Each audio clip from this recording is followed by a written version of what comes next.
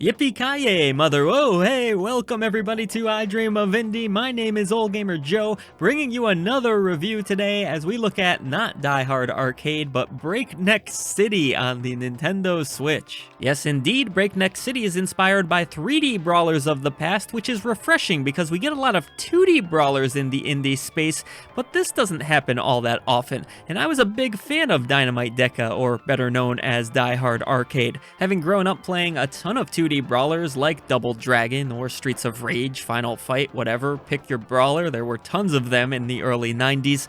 It was really refreshing in 1996 to see a game that brought the graphics to 3D and also used such a cinematic approach and even had QuickTime events, which weren't exactly new. You had games like Dragon's Lair, but still it was really cool to see in a brawler. So then, can Breakneck City capture the spirit and heart of what makes a great 3D brawler? Unfortunately, it sure can't. Not on the Nintendo Switch anyways.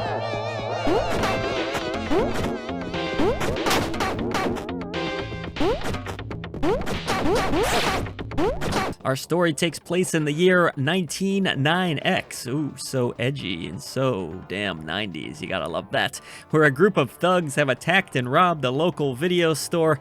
Having had enough of this, Justine Jacobs and Sidney Flintlock hit the streets in order to try to clean this mess up once and for all and save the day and stop the goons. So remember those cool QuickTime events that I was talking about with Die Hard Arcade? Surely they'll be in Breakneck City, right? No, unfortunately, most of this story is going to be told through some really ugly text boxes, and the text within those boxes isn't really all that interesting, though the writing does try to be edgy and cool with a lot of swear words. It falls pretty flat. As far as gameplay modes go, you have a single player mode and a two-player mode as well. I was able to test out both for this review, and that was really important because they perform significantly different from one another. I'll get into that in a moment, but from what I could tell, the two characters here play more or less the same from one another. There is no robust combo system here at all. There's nothing really intricate or deep about any of these mechanics. You have a kick, which will sort of launch enemies into certain obstacles, which is one of the cooler aspects of this game, at least in theory. You have a standard punch, you can jump, there is just a little bit of platforming here or there, which doesn't feel all that great and really doesn't feel necessary either. You also have an interact button, which you can use to pick up various weapons that enemies drop. And then you have a very bizarre dash, which really acts more like a glide and has some of the strangest animation I've ever seen, or I guess lack thereof. While this dash mostly serves to glide you around the different rooms at a higher speed, it really just ends up getting you hung up into glitches and stuck in certain rooms with a really bad camera on top of all of that. But if you can carefully line things up, this dash can from time to time serve another purpose, which is interacting with different background objects. Conceptually, again, a neat idea, but the execution's just not quite there. Dashing into a streetlight pole, for example, will trigger an attack where your character spins around that pole, all while kicking enemies in the face. Again, really cool idea when it works. There are some fun other interactions here, like being able to kick enemies out of windows or into trash cans, but sadly, because this game feels so sluggish and unresponsive, it can really be difficult to line these opportunities up. This can be made all the more frustrating in the two-player mode, where your frame rate can suddenly tank from maybe 10 to 8 frames per second. It's really quite embarrassing. So while there are some cool interactable objects and such that theoretically could be used, sadly, the majority of my time was spent just trying to slowly punch and kick my way through these brainless enemy AIs that could be easily manipulated and lured out, but without any sort of fluid combo system, this game just feels like it's stuck in mud. That's my biggest complaint about the whole experience. It does not move quickly, it does not feel fluid, and that's really important in a good brawler. While these enemies are rather brainless, they can at times just overwhelm you in numbers, and when they do successfully land a hit, depending on the enemy type, it can deal out some serious damage, like this dude in the karate suit who lands a simple hit and takes 4 to 5 bars of your health.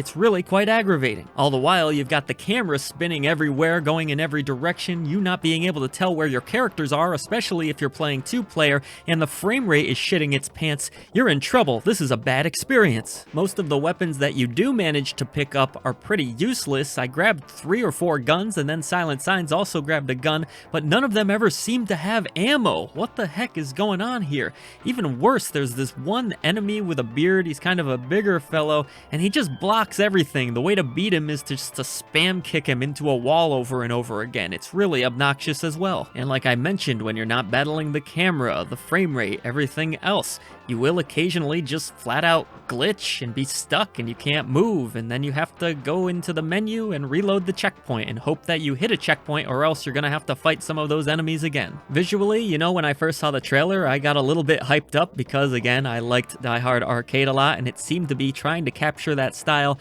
but the more you play this game, the more mediocre you realize it looks. Just go back and look at some of the footage from some of those early 90s 3D brawlers, and I can promise you they look a lot better than this. I actually did just that, and, well, that was probably my favorite part of doing this whole review, because, man, those games had a lot of detail to the characters, the environments were interesting, the animations were nice, and that's just not the case here, unfortunately. These animations are stiff, almost laughable, like I mentioned with the dash, where you're just really gliding along.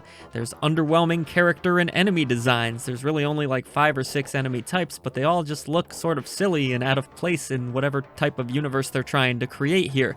The game utilizes lots of bright greens, pinks, yellows, and it's honestly a little harsh on your eyes after a while, so overall, I just wasn't a big fan of this visual aesthetic, and I also found the retro-inspired soundtrack quite infuriating.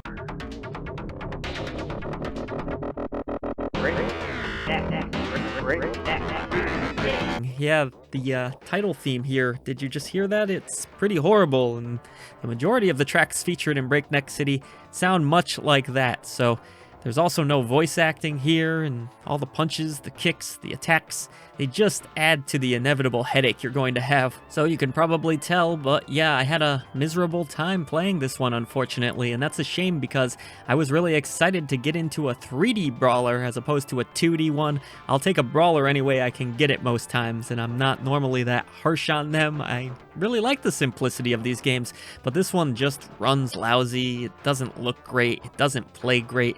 There's just really no compelling reason that I can offer you to play this game.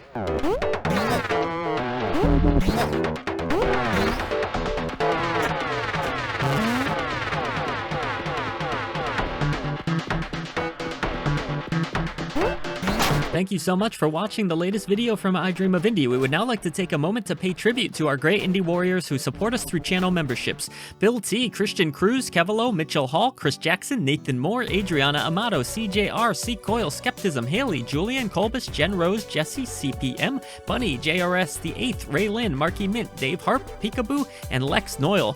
Thank you so much for all you do for independent developers, publishers, and for I Dream of Indie. Everybody else, please head down to the description box below. Let's defeat the gaming echo chamber and bring a voice to the voiceless ones in gaming.